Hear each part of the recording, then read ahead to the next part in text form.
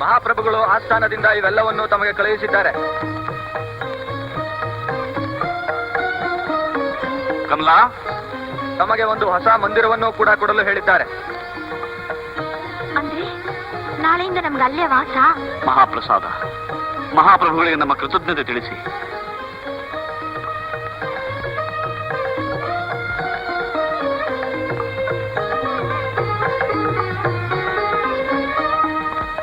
ಎಚ್ಚರಿಕೆ, ಎಚ್ಚರಿಕೆ!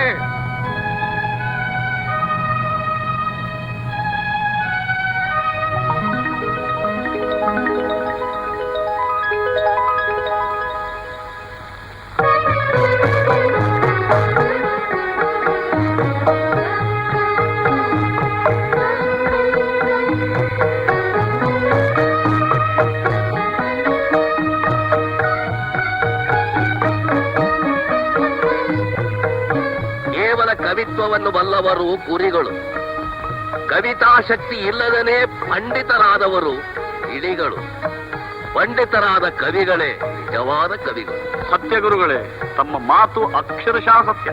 ಈತ ಪಂಡಿತನಾದ ಕವಿ.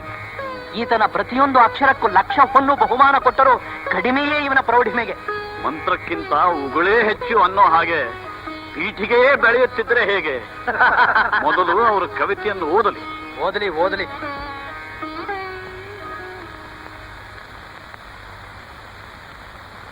ಗಾನವೆಂಬ ಸಾಗರದಿ ಜನಿಸಿದ ಚಂದ್ರನು, ಸುಜ್ಞಾನವೆಂಬ ಆಕಾಶದಿ ಮೂಡಿ ಬಂದ ಸೂರ್ಯನು, ಕವಿತಾ ಕನ್ಯಾ ಸಹವಾಸದಿಂ ಸರಸವಾಡುವ ರಸಿಕನು, ಭುವಿಯ ಸ್ವರ್ಗವ ಮಾಡಲು ಧರೆಗಿಳಿದ ಇಂದ್ರನು, ವೈರಿ ಎದಿರಲಿ ಸಿಡಿದು ನಿಂತರೆ ಪ್ರಳಯ ಕಾಲದ ರುದ್ರನು, ದೈವ ಮಿಂಚಿದ ಶಕ್ತಿವಂತನು ವಿಜಯನಗರದ ಅರಸನು. ಭಲೆ ಭಲೆ. ಆಹಾ, ನುಡಿಮುತ್ತುಗಳು ನುಡಿಮುತ್ತುಗಳು. ಈತನ ನಾಲಿಗೆಯಲ್ಲಿ ಸರಸ್ವತಿಯೇ ನೆಲೆಸಿದ್ದಾಳೆ. ನೆಲೆಸಿದ್ದಾಳೆ ನೆಲೆಸಿದ್ದಾಳೆ.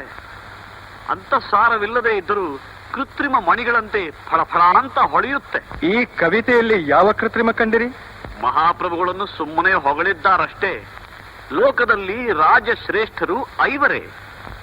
ಅವರ ಸಾಲಿನಲ್ಲಿ ನಮ್ಮ ಪ್ರಭುಗಳು ಸೇರೋಲ್ಲ. ಪ್ರಭು, ಇದು ರಾಜದ್ರೋಹದ ಮಾತು. ರಾಮಕೃಷ್ಣ, ನೀವು ಒಪ್ಪಿರುವ ಆ ಐವರು ರಾಜಶ್ರೇಷ್ಠರು ಯಾರು?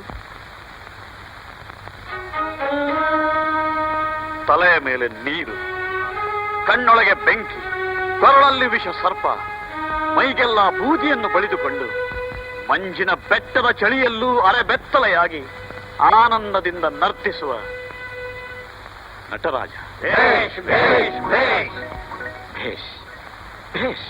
ಎಣೆಯಿಲ್ಲದ ಕರುಣೆಯಿಂದ ಮಳೆ ಸುರಿಸಿ ಬನಶಂಕರಿಯನ್ನು ಕಾಪಾಡುವ ಮೇಘರಾಜ. ಭಲೆ ಭಲೆ.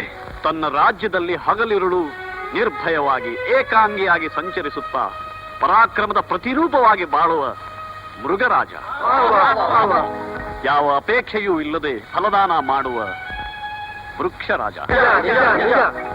ಮಿತ್ರನೋ ಶತ್ರುವೋ, ಪಂಡಿತನೋ ಪಾಮರನೋ, ಗುರುಗಳಾದ ತಾತಾಚಾರ್ಯರೋ ಗಾರ್ಧಮನಾದ ನಾನು, ನಿಷ್ಪಕ್ಷಪಾತದಿಂದ ವರ್ತಿಸುವ ಯಮರಾಜ.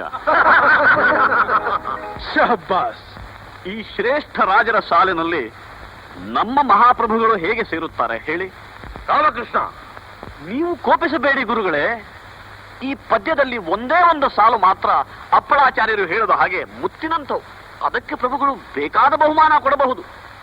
ಯಾವ ಸಾಲು? ಅದೇ, ನಮ್ಮ ಪ್ರಭುಗಳು ದೇವರಿಗಿಂತ ದೊಡ್ಡವರು ಅಂದ್ರಲ್ಲ, ಅದು. ಆಹಾ, ದೈವ ಮಿಂಚಿದ ಶಕ್ತಿವಂತನು ವಿಜಯನಗರದ ಅರಸನು ಅಂದ್ರಲ್ಲ, ಅದು. ಏನು? ನಾವು ದೇವರಿಗಿಂತ ದೊಡ್ಡವರೇ?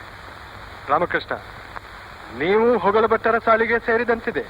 ಇಲ್ಲ ಪ್ರಭು, ದೇವರು ಮಾಡಲಾಗದ ಒಂದು ಕೆಲಸವನ್ನು ಸುಲಭವಾಗಿ ತಾವು ಮಾಡಬಲ್ಲಿರಿ. ಅದೇನು ಆಚಾರ್ಯ? ನನಗೆ ಗೊತ್ತಿಲ್ಲ ಪ್ರಭು, ಆ ಬೃಹಸ್ಪತಿಯೇ ಹೇಳಬೇಕು. ಪ್ರಭುಗಳಿಗೆ ಕೋಪ ಬಂದರೆ ನನ್ನನ್ನೇ ಏನು, ನಮ್ಮ ತಾತಾಚಾರ್ಯರನ್ನೂ ರಾಜ್ಯದಿಂದ ಹೊರಗಟ್ಟಬಹುದು.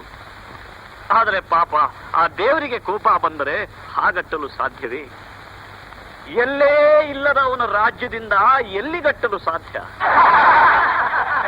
ರಾಮಕೃಷ್ಣ, ನಿಮ್ಮ ಹಾಸ್ಯ ಜನೀಯ ಹಾಸ್ಯವಲ್ಲ. ಅರಿವಿಲ್ಲದವನಿಗೆ ಅರಿವನ್ನುಂಟು ಮಾಡುವ ಹಾಸ್ಯ. ನೀವು ವಿಕಟ ಕವಿ ಮಾತ್ರವಲ್ಲ,